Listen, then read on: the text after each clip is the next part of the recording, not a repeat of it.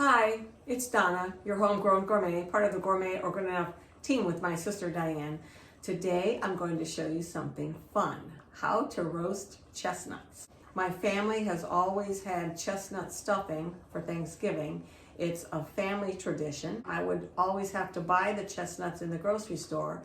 They were imported, and invariably by the time I purchased them, they would either be rotten or dried up, and I always had to buy more than I needed. But fortunately, my favorite golf course has a chestnut tree, and every year I forage chestnuts from that tree, and I make freshly roasted chestnuts. I use it for our stuffing for Thanksgiving, and I make chestnut ravioli, chestnut mushroom soup. There's so many things you can do with a chestnut. So let's get started. A chestnut is actually encased in this shell, and the shell is extremely sharp. Once the chestnut falls to the ground, it cracks open, and then you're left with this beautiful nut that looks chestnut color. So what we're going to do is we take the flat end, not this end, but the other end, and you want to cut a slit, a nice little slit. You need a nice sharp knife, and you need to be very careful. And you want to cut a slit like an X in the bottom. So what I'm going to do is continue to cut these chestnuts, put them in a pot, and then we'll go on to the next step.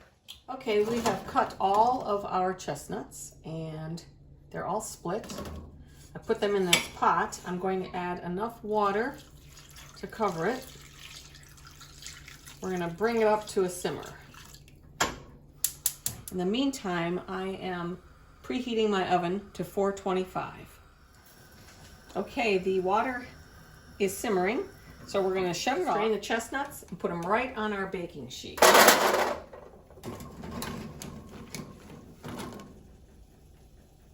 And the reason you want to put them in the water and bring it up to a simmer is because when we put it into the hot oven, the moisture is going to help create steam, and it's going to help release the shells. So it just makes it easier for us to peel. There we have it. This is going in the oven for 15 to 20 minutes, or until the shell starts to split and we have a nice nutty aroma. So my chestnuts are done. They smell delicious. As you can see, the shells have split. So now what I'm going to do is give maybe 6 or 7 minutes to cool down just enough so that I can handle them, because then it's real easy to peel. It has been about 4 or 5 minutes, and the chestnuts are still quite warm. They're hot to the touch, but they peel beautifully. Look at that. Look at how beautiful that is. If I wait any longer, they'll be really hard to peel. I remember as a teenager, one of our jobs for the holidays was we always had to peel the chestnuts for our chestnut stuffing for Thanksgiving.